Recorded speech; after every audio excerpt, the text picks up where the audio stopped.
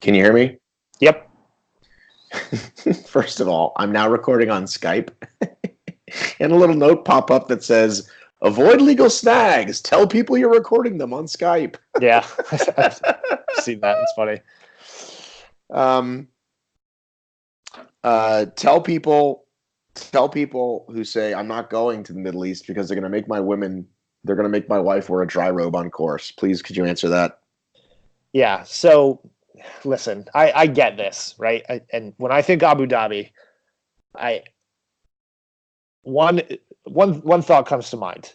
So one is heat, obviously. Like you check the temperature right now, it's like 95 degrees out there. So the other thing is the different culture. And I'm gonna play sort of the pacifist here. So Abu Dhabi obviously has a very different culture from the United States, from Canada, from Europe, etc. Um, Everybody believes that women have to be fully covered up, which a lot of times they do when they're out in public. But what people don't realize is Spartan is already running races in the Middle East, right? They have Spartan Dubai. They've got a couple other events that they set up. As is Tough Mudder, by the way. Right. And Tough Mudder was very happy to actually break into that this year. So Spartan has hosted races out there already, and people are like, well, my wife isn't going to be able to race because she's going to have to be all covered up. That's not the truth. Like the girls that raced at Abu Dhabi last year, if you just go and look up the Spartan race, they're all wearing sports bras. They're all wearing shirts. They're all wearing their hair in ponytails, right? It's the difference in culture is essentially just something that has to be respected outside of the race. When you are in city, when you're out dining, right? There are certain things that we do here in the United States that maybe you wouldn't do in Abu Dhabi because it's a difference of culture. Now, the conversation that everybody comes up with is that human rights are always an issue there, and the WWE had this big issue where they had an event there, and then they ended up pulling out. I totally get that part of it, but at the same time, that doesn't mean you can't go there, race the race, and respect the culture of the area that you're visiting, because you would do the same anywhere else. If you go to Japan and the culture is to take your shoes off as you enter any house or restaurant, like you're going to do that because it's the proper thing to do. And then guess what? The long and the short of it, the part that really pisses me off is the only reason people are so against it moving to Abu Dhabi is because it's fucking inconvenient for them and they won't get to go. And how dare you move it? Why don't you just bring it back to Killington? Stop bitching, okay? This is a global event and it has to be a global event, which means chances are there's probably times it's going to be far away from you. And if you want to commit the finances to actually going and experiencing it, then that's on you. It's not up to Spartans to make it convenient for you. The event has to be worldwide, and that does not mean it has to stay in the United States, and it probably shouldn't.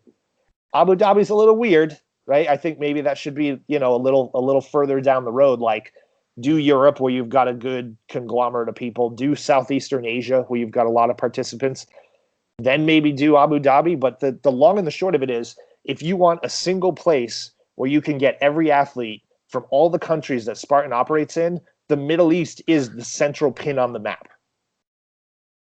I think that was very well explained. I did a quick check on Delta.com, and the fastest flight from where I live, here in Atlanta, international hub of Delta, is 17 hours. Most likely, you're going to fly for a lot longer. So that sucks. But you do get to visit a place you've probably never been. I mean, listen, I flew to China. That took a day to get there. That was pretty amazing. And I think there are certain places to take a stand, right? I'm not going to do X because of X.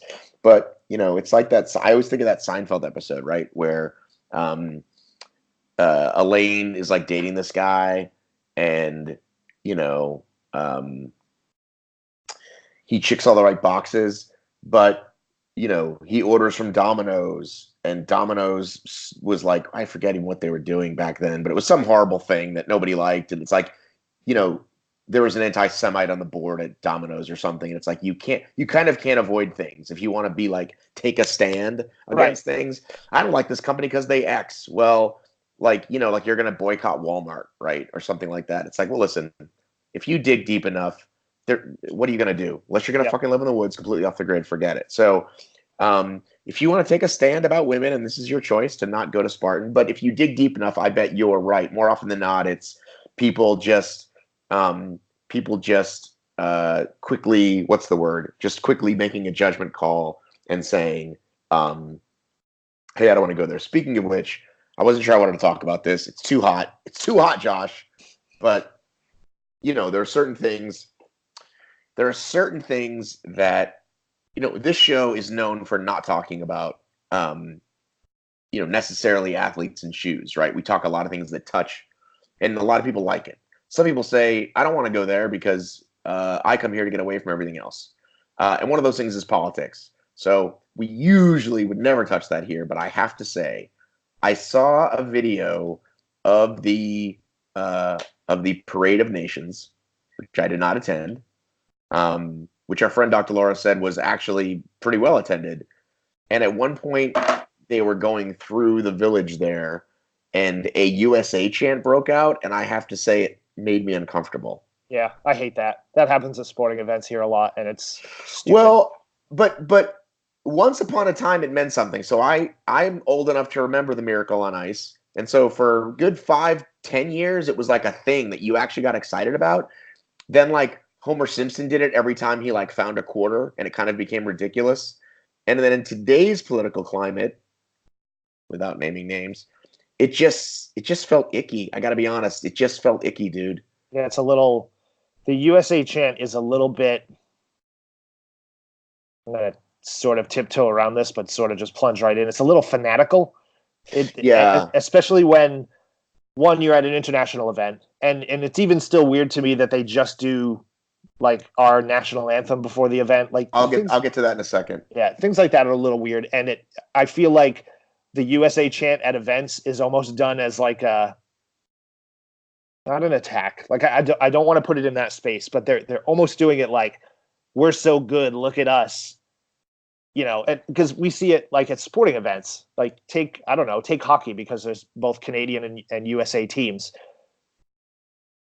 The teams near the border, and Boston's guilty of this too. Like we'll start chanting USA during our game because they're so excited. They're really just excited overall. But why are you chanting USA? Don't you realize our team is half Canadian and Russian and Czech? And it's like, yeah, they should just make sense. In Boston, you should just go with Yankees suck. That's a safe chant. We have chanted that at Bruins games, which also doesn't make any sense. I know, but it's amazing. It just goes to show how fucking much we hate the Yankees in Boston. I love it. There's a great 30 for 30 on that on the guys that made the shirts called Yankees Suck. But anyway, yeah, I gotta say that it was weird. I watched it, and then I felt icky, and then it was like, oh wow, I'm having this experience I've never had before, which is not feeling good about my country's quote unquote chant. So here's the place. The national anthem would be appropriate to play before the beginning, like North American Championships in West Virginia. That'd be great. Yep. But all races do this. Every race you've been to, the first race in the morning, they play the national anthem. Now, specifically, when your starting line is filled with the best in the world, right? And a couple of those guys are probably going to win it even. What are they going to do during that? It's just fucking weird. Now, Conversely, I have experienced pride when they play our national anthem, when the Olympics happens, or, Robert Killian wins. I mean, I didn't necessarily feel it when Robert Killian wins, but that is the time. That is the time to play it. Just like they play God Save Our Queen when the English win, and they play Oh Canada when Lindsay and Atkins win. You know what I mean? It's like, that is the time. It's so stupid. We shouldn't even be talking about this. Can we talk about more important things? Yeah, absolutely. And actually, you know what? I will say one more thing. When we were live streaming during the national anthem, like a couple of people who were obviously not from the U.S. made comments like, "You Americans playing the national anthem, like we're just a little odd like that." Let's talk about the most important question of the weekend, Josh. Okay. Is cold water cold? And should I get in it? Word is cold water is very cold. And should I get in it? And how mean is Spartan? I thought I was going to get so much love for my tough guy joke yesterday. I got none. And I don't know if it's just the photo wasn't as great, but I thought I was making this amazing statement about the race known as Tough Guy, where people for years have voluntarily gone and just gotten their asses kicked in there are so many underwater submersions in the Tough Guy race. Go watch Rise of the Cephalopods if you haven't recently. No one has once called Mr. Mouse reckless for doing that. They're like, wow, these people are nuts. So this idea that Spartan tricked people into getting hypothermia, Josh, please, our friend Dr. Laura is not on my side on this one. Josh, please tell me you're with me on this one. I'm taking the Matt B. Davis side and the side of the, Spartan's old adage of Spartan the F up. Like, well, no, that's banned on this. We can't say thought leader and you can't say Spartan up on this. Okay. All right. So here's the thing. I'm a little slow with my thoughts today. Sorry. I got all kinds of things coursing through my veins still. So this is the World Championships, right? And I don't just want to toss that in and say they can just do whatever you want, right? They're not going to start stabbing you with spears and whatnot and tell you to deal with it. There are venues that are known for things. Killington is known for the swim and the Tarzan swing, right? I don't have another example other than that right now, but it's horrible death marches. Right, exactly. Lake Tahoe is known for having the swim, having freak weather. Now, this weekend, we had the perfect combination and the worst combination of all of them. Like, leading up to the event, it was sunny, it was nice, but everybody knew this is the part that really pisses me off. Everybody knew leading up to the weekend, the weather was going to be 30 degrees, 25 degrees. And everybody knew, because the discussions were everywhere, that the swim was going to happen at Tahoe. Now, there was a ton of information that changed hands and that got put out there on Sunday morning when the weather really was at the worst. And Spartan is trying to get ahead of it and trying to get out there and say, hey, listen, there's no dunk wall.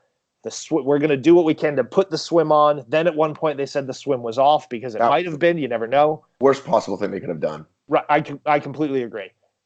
Just don't say anything. Say it at the start line, right? And that way you've got everybody preparing for the worst, but we'll get whatever they get when they Or even better, just wait till they get there and just be like, oh, thank God. Right. So you get to the race, right? This is going to come off bad. Do it!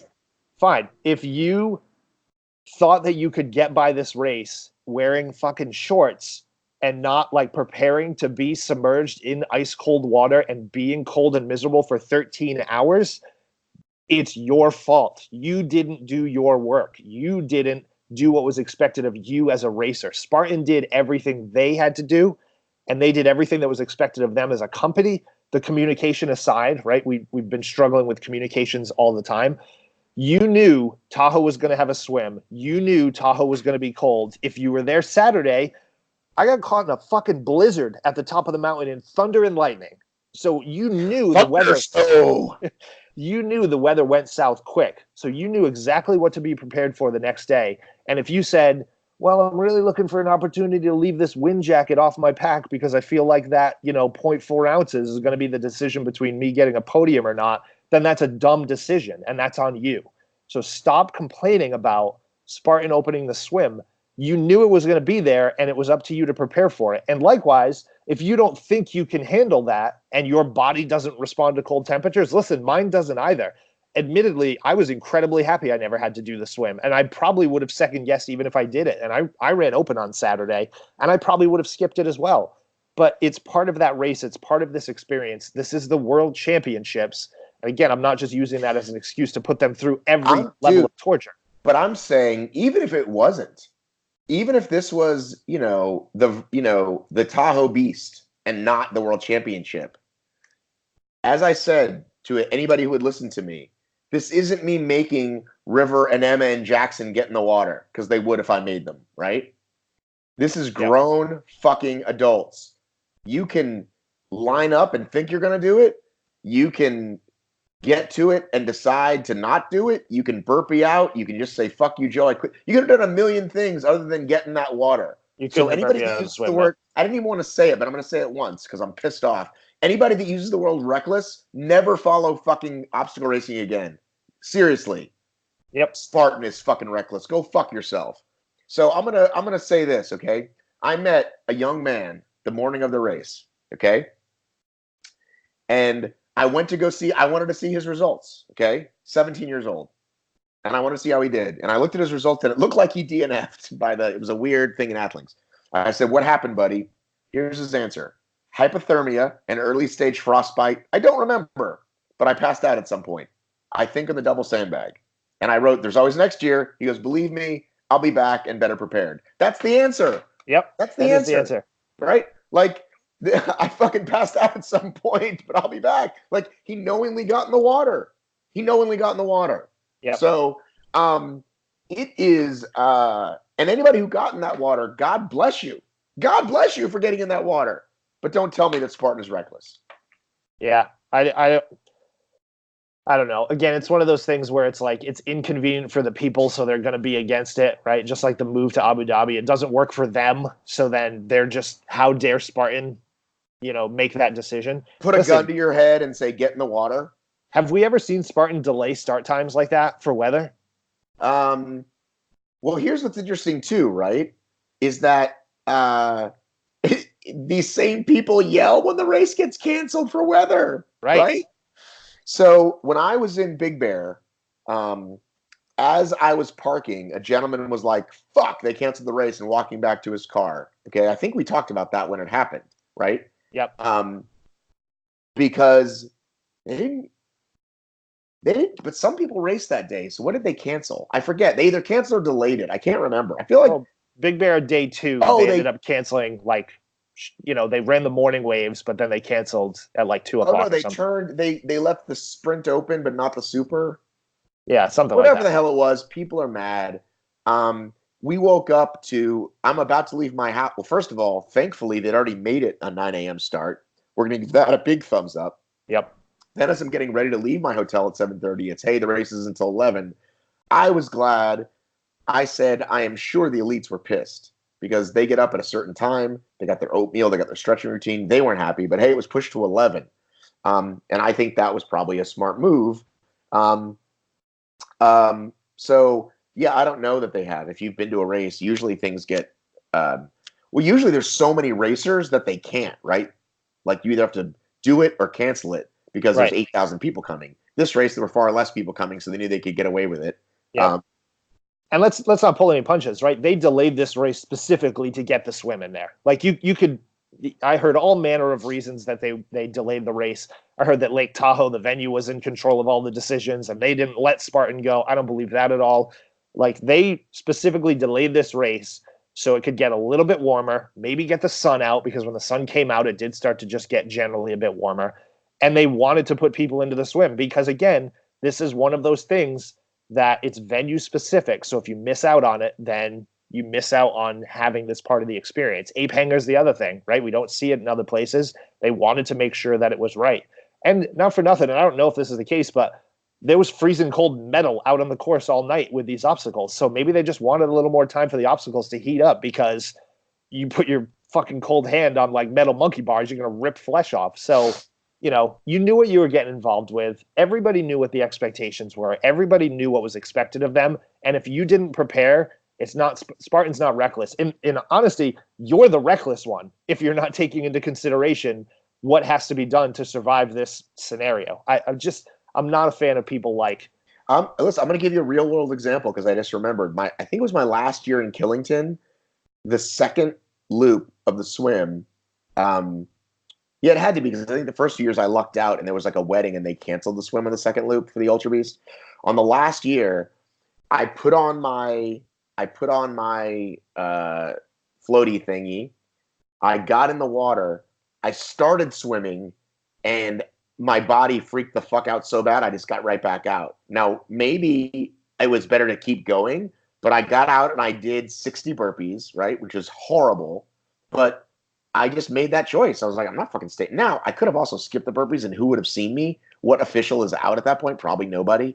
But anyway, all right, let's move on. Another much more important subject. You ready? I'm ready. I hope we're going to be talking about the same one that I'm thinking. Josh, are you the OCR Onion? Oh, that's not what I was talking about, but I'm not the OCR Onion, no. So, in the early days of the OCR Onion, it was joked that it's probably me, right? And I quickly said, guys, I'm the one guy that's horrible at Photoshop. I'm always begging people to help me with Photoshop. I wish I was good. Trust me, go look at ORM. We would have better cover art through the years if I was good at Photoshop. So then I began this running joke of, are you the Onion? Which then got people really thinking it was me because I was making such a big deal out of it. No, I just found something that people really appreciated, so I just went all in with it, right? Like, every time I would ask a fucking random stranger or a dog, are they the Onion? Like lots of smiley emojis coming through on the OCR on the story, right? Including this poor lady at Delta that I asked as my last chance on the way out of Tahoe. So that was funny, by the way. And I went the entire weekend, dare I say, without being 98% sure I know who the Onion is. And then I'm pretty sure I know who it is. Now, I can't say because several people actually wanted to be like, they'd kind of wink at me when I saw them, and I'm like, wait, is it you? And they're kind of like, I don't know. So I'm still not 1,000% sure, so I'm not going to say. And then I love the fact that they went away. I love the fact they were like, deuces, we're out. We crushed it this weekend. And people think, by the way, they're being rickrolled, right? That link was always there. That rickroll link was always there when you said it. So people think, oh, never going to give you up, never going to say goodbye means they're not leaving. I think they are leaving. I think it is a they. But okay, I'll say that much. I think it's a they, which most of us were pretty sure of, right? At least two people, he or she, or them, or it, or they, whatever. Left said, I think that was genius. Like when I saw that, like, hey, that's it, we're out. I'm like, perfect. They should come back once a year. God bless you, Onion. Josh, would you say it's one of the best things to happen to OCR? I mean, it's entertaining, so I'll give it that. You wouldn't say one of the best things to happen to OCR. Come on. No. Okay, I would. No. I mean, it's it's clever. Like it's funny. I think the everybody in the sport, from the average Joe to the pros, definitely enjoyed it. I don't think they're gone. I think they're gonna post on like Friday and just be like, "We back," whatever. So I don't think so. I hope they don't. If you're listening, Onion, I hope you wait till at least middle of next year, like maybe in the middle of the season, but definitely if you waited until Tahoe, it'd be great. Yeah, have it just pop up around World Championship time. I get that. All right, what was the thing? You seem obsessed with the Onion, Matt. Well, I appreciate good humor, and then I was on a fucking mission, right? They kept creeping me out with pictures of me. You know how weird that is? You were slacking on that. I wish I was available to just walk around and kind of find out. You were not. You didn't have eyes in the back of your head, man. You were slacking on that. Okay, which one of us on this call has ridiculously bad ADD and focus issues? That's definitely you. Right. So you think I can come on, dude? I'm working really hard. Yeah, I don't think you're spatially aware enough to do any of that stuff. So all right. So what did you think we were going to talk about next? Jon Albon. So I've defended Spartan twice now. I've defended them for the move to Abu Dhabi. I have defended them in their decision to keep the swim open. I'm going to fucking blast them for this. Okay. Can we invite the guy who called you a Kool-Aid drinker onto the show really quickly so we can hear you do this? Yeah, absolutely. All right. Can you now listen? Don't yell at me. But you know what time it is, right? Yeah, it's 8:58. No, but you know what else? Coffee time. It's coffee time. Okay, dude, that's fine because I'll size it up when you're. And yes, start sizing it up, and you can do a Discord plug. Okay. I like how he gives me permission as if I need his permission to do stuff. So, for those that didn't follow, last Friday, I want to say, they did their athlete panel where they put, the athletes up on the stage and they do interviews, this kind of press conference style experience. I didn't know how big the crowd was because I didn't really see the crowd or anything there because nothing was live streamed. But an announcement came out that Jon Albon's eligibility for the race on Sunday was in question because he apparently went out on the course at some point and ran on the course before the event. So they post on Instagram saying the competition committee is currently reviewing a pre-race course running and will provide updates as this story develops. Just all kinds of drama, quote unquote. And I'm using quotes specifically for that reason. So it comes out now, or shortly after that, he did run all 9 miles of the exact course, according to race director Mike Morris. So that's what Mike Morris had said. And I'm getting that secondhand from Robert Killian's post on the Spartan thing. So Killian continues and says, despite all of us running a similar course, I would feel way more confident knowing the current conditions compared to running it a year ago. So Killian sort of takes the side of Spartan a little bit, it sounds like. Turns out he didn't have to because he won anyway, but whatever. Sorry, spoiler alert. So Jon Albon is put in this position where he's sitting on stage, way off to the side. He's the last person at the table. And then Dave Watson is there talking, and he's like, well, there's an issue with John, and the competition committee is reviewing it. Dave Watson here from Australia. He's like, John is aware of it. We're going to make a decision on his eligibility. So John is like sitting there like a child being punished. He's like sitting there with his arms crossed while these guys talk about it. And I give credit to one person in this. When they made that announcement, somebody in the crowd yelled, "Let him race!" Aaron Newell. Was it Aaron Newell? Yes. If I was there, I would have started the "Let him race" chant, and I would have drowned out the entire stage. Me fucking too. And then even Lindsay Webster like raises her hands and gives like 2 thumbs up at that point. So it continues. They say, we're going to make a decision later. We're going to make a decision tomorrow on John's status. This is still Friday. And then Spartan Race posts on Instagram and says, a decision has been made regarding Jon Albon. Go to the real Joe DeSena's Instagram page. This is like all a giant move to just keep getting Joe DeSena more followers, which is really stupid. Because if you didn't follow Joe DeSena, his account is private, so you couldn't just pop in and view it. So everybody goes to Joe's page, and guess what? There was nothing there yet. There was no update. It was just go to this guy's page. So then a few minutes later, they post from the athlete briefing, the mandatory pro athlete briefing that they did Friday night. And Joe's like, my team came in and they started quoting some rules about Formula One, how they change rules mid-race all the time. So Albon's going to run. So all is well in the world. But here's the part that really, really pissed me off. More than one person has confirmed that Spartan told Jon Albon that they were just going to use this to hype this up and use it as manufactured drama for the event. That to me is like, it's fucking insane to put probably one of the sport's greatest athletes in a position where he is made to look like he's broken these rules. He's done something against the Spartan law and all this crap. And to like cart him out there as some criminal who's waiting on trial to see what his fate is going to be. It's just the stupidest thing. And if you want to do it to like manufacture drama, well, guess what? Everybody else is already going to be watching the event in this industry because it's the World Championships. You don't need to manufacture drama for crap like this. Now, if you move the race to Abu Dhabi and you don't think you're going to get the attendance you want to manufacture a little drama for that, knock yourself out. But we know everybody's watching Tahoe. There's no other events that weekend. Like, the whole world of obstacle course racing is watching this. We don't need to create reasons for people to tune in, quote unquote. It's ridiculous. And if you're doing that because you want people to get like attention from outside the industry, nobody's going to give a shit because they don't realize no pre-running the course is even a fucking rule, considering the fact that they've run this course 3 times in the last 3 years already. It was the stupidest thing that I've ever seen Spartan do.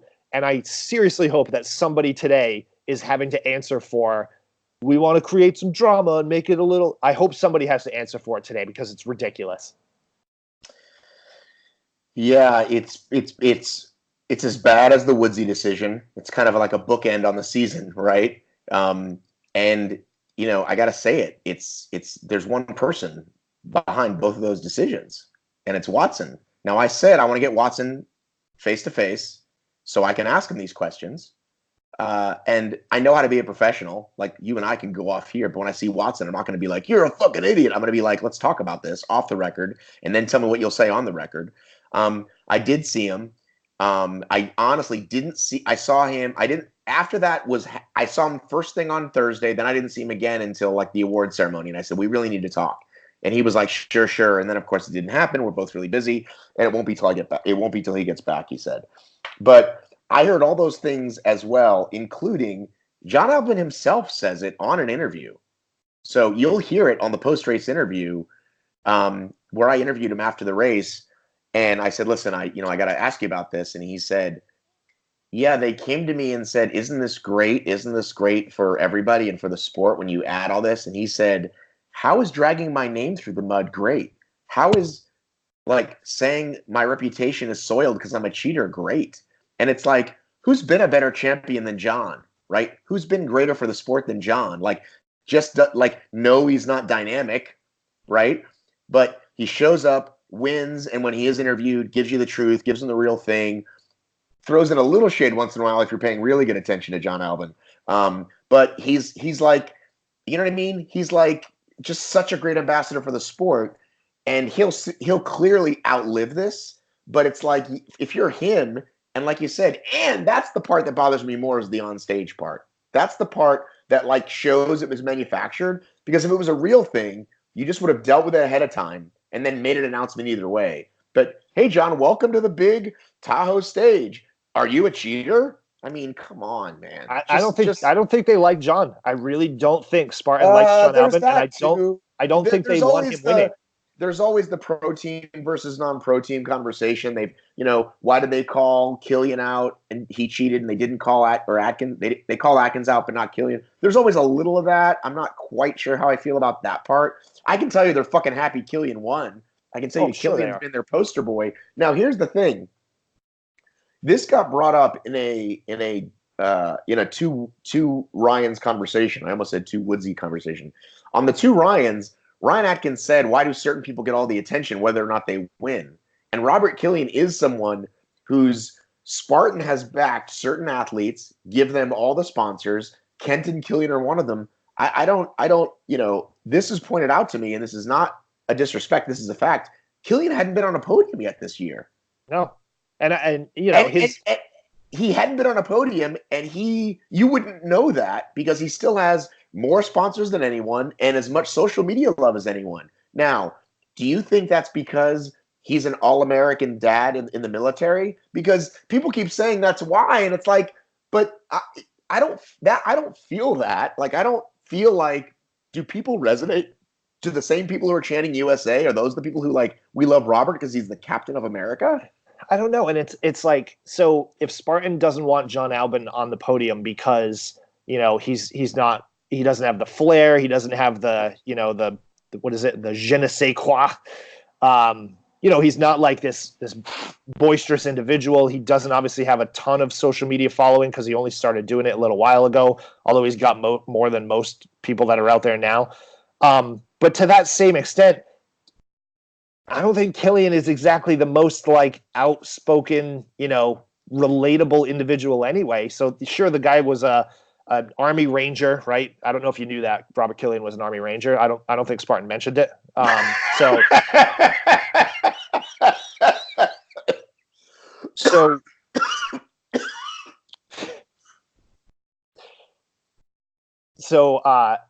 yeah, I mean, they definitely want their poster child, Robert Killian, to be in the forefront. Also, why? Like, it was weird that he was leading the Parade of Nations on a Harley Davidson. Like, some of those decisions this weekend were just so weird. He wrote a Harley Davidson in for the Parade of Nations, like he was Evel Knievel or something. I don't know. Do you know that Harley Davidson is a new sponsor of Spartan Race? I had heard something to that nature. So, and listen, I get that it's part of the sport, right? But again, that's like a Joe move, right? And again, this whole thing is kind of like that's Joe's sort of thing. Like, hey, why don't we do this? Why don't we say it wasn't that they went? This is the part where I'm saying it's not conspiracy theory in that it's not that they're against John, but when the window was opened, this weird thing, I think it's because Lindsay posted a Strava workout or whatever. Lindsay, by the way, not thrilled that people think it's her fault. Then it's like, oh, I got an idea. Let's say this, right? Well, here's the other part that people need to know if they don't know. Every Spartan Pro goes out and runs as much of that mountain as they can leading up to the race until it's marked because it's good elevation training. It's good to know. And that's a rule that's it's just weird, right? I mean, I think the thing that should be like, John said to me, and I think he said it on like actual recording, but I know he wouldn't mind anyway. He's like, if I haven't seen these obstacles, it's against the rules for me to walk up and see what these obstacles are so I can get an idea of what they are, right? It's like right. When you go to OCR World Champs, right? You're allowed to like go see what they are. They should. Yeah. I think they should just make it wide open and let you play on them. But even if they don't, they should at least let you see the fucking thing. It's not, we're gonna unleash the Kraken in the middle of the race. And let's compare it to the end game for Spartan, which is still apparently the Olympics, right? Because they posted another Olympics or reposted another Olympics article from 2 years ago. Guess what? Every Olympic athlete gets to pre-run their course as well, right? At the Masters in April, all those athletes get to play a practice round at Augusta, right? If you do the Daytona 500, guess what? You get to take laps on the Daytona course track the week leading up to it. Now, I'm totally for telling them they can't go on obstacles, right? You can't go practice twister, any of that, unless there's an open house or whatever. All for that. But if you want to go pre-run the course, first off, this mountain is open to the public. Right. How can you tell them you can't go on course? Oh, because you're an athlete, you now are no longer a member of the public, so you can't go run the course. Let them run the damn course beforehand. I don't care. I want these athletes to be at their absolute best. I want there to be competition, and I want it to be, a scenario where people are taking every chance they can possibly take in order to be the best at this race, so that me as a spectator gets the best experience out of it. So there's a lot of butt hurt going on because people didn't go out and run the course. They're like, oh, Jon has an unfair advantage. You know why Jon has an unfair advantage? Because he trains 24/7 and he works on this sport harder than you. So that's why he's got the advantage. Not because he went out and saw a fucking left-hand turn that you didn't see in advance and he was able to overtake you at that point. Like, none of that matters. It was fucking insane for them to like penalize him, cart him around like in effigy, like this criminal, and then be like, isn't this great? Like, this is great, right, Jon?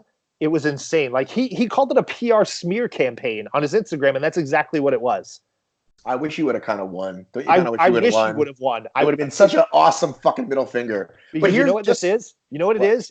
And sorry, football fans, it's fucking Tom Brady. Oh, how great is it? Oh, he went there. Oh, he did it. I'm a Patriots fan, so it's great for me. I don't care if you're not, and I don't care if you hate him. Is the evil Roger Goodell of OCR. Here's what you should know, though. Here's what you should know, and I guess we're actually finally going to talk about the race.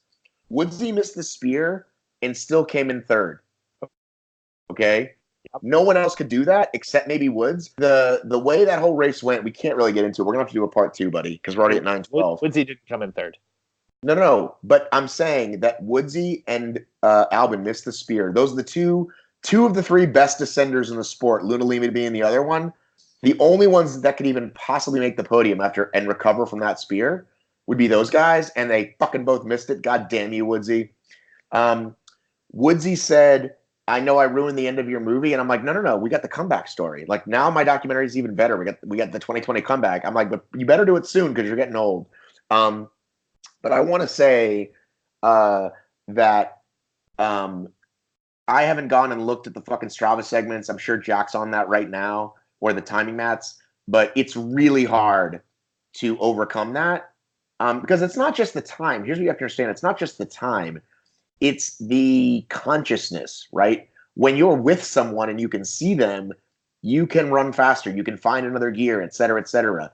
Like, it's very, like, how can you say, well, Woodsy missed the spear, but he finished 6th? That's only one obstacle. It's everything. It's everything, dude. Yeah. So if you would have seen where Woodsy had to do friggin' burpees when he missed that spear, like, most of you people wouldn't have even been able to do those burpees in under 5 minutes. It was miserable. If Woodsy and Albon make the spear, you're looking at the Woodsy, Albon, Atkins podium that we all thought, and the order might have been changed. But yeah, I think it's awesome that at least he made 3rd. At least he stayed on the podium. And if Atkins doesn't ever run a Spartan again, I can't blame him. If he's like, you know what, I'm gonna do sky running. I'm gonna do toughest in Sweden, not the Tough Mudder toughest. And fuck you, Spartan. You're so full of shit. Like, who would blame him? You mean Albon, not Atkins, right? Damn it, you know what I mean. Sorry. Yeah, and I feel bad for him, man. I feel bad for him because sure, he isn't on the pro team.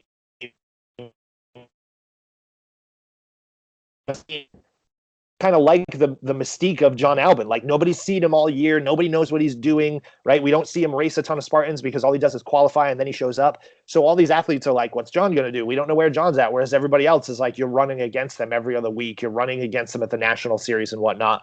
I mean, even Robert Killian said Tahoe like wasn't a hard enough course and that he would prefer it to go back to like the bushwhacking kind of heavy course beatdown style of events, and how Spartans got a little wimpy when it comes to course designing. So, Tahoe is very unique in that, and I've only been there once, but I'm an expert on it now. Tahoe is very unique that, there's not a lot of like areas to make up. There's the uphill, the downhill, and then another uphill, downhill, right? There's not a lot of areas where you can make up time when you're a pro athlete, right? Other people aside, it's a different story. But the shifting of placement during the race doesn't happen a ton. Now, Aaron Newell was in second for quite some time and then just got caught up to, obviously, by Atkins and Albon over the long haul. But I don't know. This whole thing really put an ugly tarnish on the weekend, I think. Correct. And, I really the was opposite of what they thought. And Yep. if anybody with a clue inside Spartan, right, like Watson and Joe make this decision in a fucking vacuum, like if they talk to anybody, I think if they talk to Morris, if they talk to just like anybody, like, do we think this is good? What's the end game? Like, I can see it. Listen, as an impulsive fucking guy, right, I can see you going, hey, let's do this. And then taking a moment and going, actually, let's not do this because of all the reasons you just mentioned. Now, speaking of which, oh my God, I just totally lost my train of thought. Oh my God, where were we? Because we only have a few more minutes and I really had like a thought going about this whole thing. I don't know. I'm done with my thoughts on this one. Well, I want to say, let's shift to the positive at least, right? We definitely have to have at least another call. You realize that, right? Yeah, I mean, this week we'll have another call. Yeah. I want to say that I ran the trail race on Saturday, and it was pretty cold at the start, not miserable. I want to say 40. I honestly can't remember. Shout out, ladies and gentlemen! Shout out, VJ Jones. I'm at the CrossFit workout, which, by the way, is that even in our notes? We have to talk about the fucking CrossFit shit. I don't even want to talk about that. I know you do, but no, you don't. But I do. That's got to make the list. And I realize I have to go run, and now like the temperature's starting to drop, some wet snow starting to fall, maybe. And I'm like, oh my God, I need Bleg mitts. I'm gonna die. Now, VJ did not loan me Bleg mitts. VJ loaned me these things called All Trains. Yep. But the Bleg mitt ripoffs. But here's the good news for Bleg mitts. I'm calling them Bleg mitts. Who's got Bleg mitts? They've become the Coca-Cola or Kleenex of this sport. So good job, Deanna. Keep the brand going, because all I said was who's got Bleg mitts, not who's got mittens with a hole in them. You know what I mean? So proving for anybody who still thought that VJ and I had a fucking beef, we don't. VJ happily loaned me, VJ and VJ's girlfriend. I'm really sorry for forgetting your name. We were all joking and talking during the CrossFit thing. We're all bros. It's all good. So I ran the race with one Heather Bodie and one Scott Keneally. Scott Keneally from Rise and Sufferfest. That's two. Scott Keneally, is not necessarily in shape. I mean, let's just say it. None of us are really, right? I mean, you talk to anybody, like, did you train for this? No, not really, blah, blah, blah. But that doesn't stop me from talking shit to anyone who will come near me to tell you I'm going to beat you in the trail race, right? That's just part of my swagger. It's part of my brand, right? So I meet Woodsy's sister, again, forgetting your first name, I'm sorry. And I'm like, are you running the trail race? She's like, yeah. I'm like, I'm probably going to beat you. Now I have no idea of her fitness level, right? But at one point it comes up something about Katie. And Woodsy, whenever I post anything close to fast on my Strava, he's like, Katie's still faster than you. Katie York, Katie Woods, his wife. So I said something about Katie, and she's like, oh, I'm way faster than Katie. So it turns out Woodsy's girlfriend finishes fourth. Sorry, Woodsy's sister finishes fourth behind Amelia Boone and in front of Kara Goucher. All right? She's really fast. So now it's down to me and Heather Bodie and Scott Keneally. And we get to the top, and this thunder snow starts. And Scott got really frightened. I've never been frightened of thunder. I'm just not one of those people. And I'm someone who is frightened by sudden loud noises. Like if you drop a pan near me, I'll really jump. What are you, a fucking kitty cat? I really am. And at one point, it is beautiful. It's snowing on us. Raining. Cold rain sucks. Droplets of snow is beautiful, right? You're in the fucking mountains. You're at 6,000 feet. Well, where did we start at? Did we start at 4,000 or 6,000? Where did we start? No, we started at 6,000. Okay, so I'm at 7,500 feet, I think. I'm loving it. This is amazing.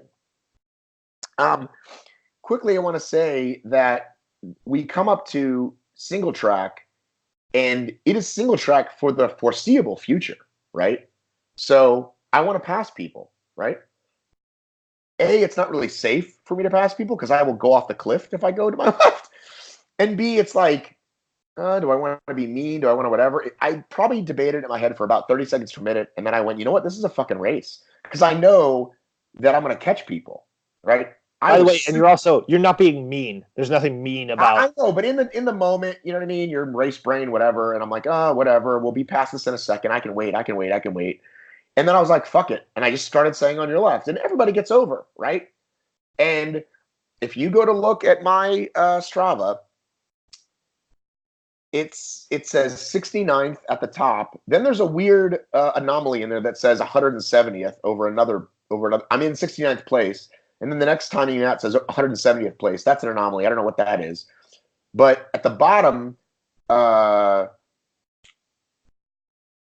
forget what the numbers are, but I passed 30 people. I passed 30 people between getting to the top and the bottom. To me, that's everything. That's my race, right? Like that's what I fucking wanted. That's what I wanted to do. So I'm screaming on your left to anybody who would listen, and everybody gets over. Everybody's happy. They're happy to get over. They're usually happy to stop.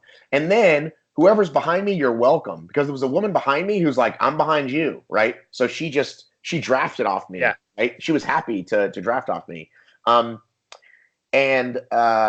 Then we merge with the Beast Course, and it's actually pretty wide, but people are walking 4 abreast or 4 wide, and they've been on the course for hours. They're kind of unconscious. And when you stay on your left, the first thing they do is turn around, look at you, and then they move over to the left. And if it's people, they split the middle. So I'm not angry at them. I know they've been on the course a long time, but I realize I need to start saying on your left much further away so that they can go, huh? What? Turn around and then move out of the way. And everybody was great. Everybody was great except for one dude. As we got to one of those sharp kind of, it did this jig jog before we hit the pavement again. And he looked at me like, like, what are you doing? You're going to gain 10 seconds. Yes, I'm going to gain 10 seconds. Yes, that 10 seconds can get you ahead of the person in your age group. So exactly. Yes. But I want to say, third trail race, third amazing experience. Go out and run a Spartan trail race. You're such a paid snob. What's the word I'm looking for? A shill. You're a shill for Spartan Trail. Well, here's what's so funny is that I was on a panel, future of sports and podcasting, and it was the whole, the concept is like, the questions I kept getting from one Anders Varner, host of Barbell Shrugged, who I really love, was like, well, how do you do that? How do you take ads? How do you stay honest? How do you keep calling people out? And like 2 hours later, here I was at the Spartan World Championship fucking screaming about how stupid the Albon thing was. And the other thing we still haven't gotten to the bottom of, the athlete committee, which consists of, as far as we know, Watson and Joe. Watson and Joe, and they roll out Joe, right? They roll him out to make this big announcement. And I said this to you, I'll say it now. Joe DeSena could not name 5 people in that fucking starting line. Joe DeSena would be like, Killian, Rose. Is Amelia here? Is Isaiah here? How about Hunter? Like, he literally has no fucking clue who was on his pro team. So to say Joe, it was like, let's roll out the fucking CEO, and now he's getting on a plane and he's going wherever he goes. And remember, I'm a Joe fan. I like Joe, but child, please. Child, please. All right, man. This is only part 1, I think, right? Only part 1. Josh, how long will you be healed? How many days off will you be getting out of this? No days off, man. I'm working right now. Hashtag no days off. Hashtag work from home.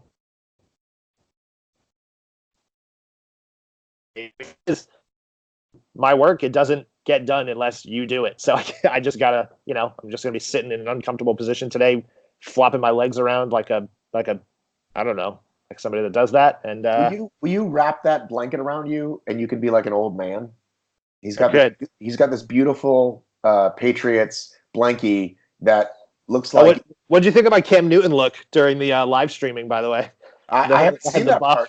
I The haven't buff seen that was that like one. pulled up over my face. I haven't even done that. I haven't even done the Josh, you crushed the live stream thing. Yeah. Josh, you crushed the live stream. That was super fun. That was a lot of good times. And thanks everybody for watching. I mean, we hit for just a moment 2,000 people right as I was running past like Ape Hanger and everything else. So for everybody that watched, thank you, and tons of good feedback, which was awesome. So Hey, by the way, if you watched it and you haven't yet, do me a favor. Like, shout Josh off, send him the PM, show him the love, give him those hearts. Quick question, Josh. Yes, sir. When I left you, you were like, yeah, I'm just going to cover, the swim and this, and then you'll come down. And you said, you got excited, like Nikolai, and you were like, you just couldn't help yourself. And you're like, okay, I'm running. There's not a path, but I'm running. Yeah. So so my plan was go to the top, and I was in the tram with Robert Coble. And I was like, all right, Robert, where can we go, like, easily get some live coverage? He's like, well, follow me down the stairs. We'll go to Spear, and then you can get up to then we can go up to Olympus and Armor. And then I thought Ape Hanger and everything was right there next to it. So I was like, all right, cool. I'll bang out like a handful of obstacles up here. So I run down to Spear, not realizing that in order to keep up with these athletes, you have to be a fucking world-class athlete to run. That's why they have ultra trail running champions following these guys. So I'm trying to sprint up the hill with Robert Killian. And at one point on the feed, I'm like, Robert, slow down. You're running too fast. Wait a minute. You're trying to keep up with 67-year-old? Oh, no, I think meant Robert Coble. Robert Killian, you said that too? Robert Killian. I'm trying to chase up the hill because, Woodsy gets up there, does the bucket, misses Spear. Albon misses Spear. Killian hits the spear and runs off. I'm like, I got to follow Killian. So I'm like sprinting up the hill. At one point in live feed, I'm like right beside him running. And then he quickly pulls ahead of me. So I was like, all right, well, I'm going to get there when I get there. And I'm like, everybody's making jokes. I'm like, I can't commentate because I can't breathe.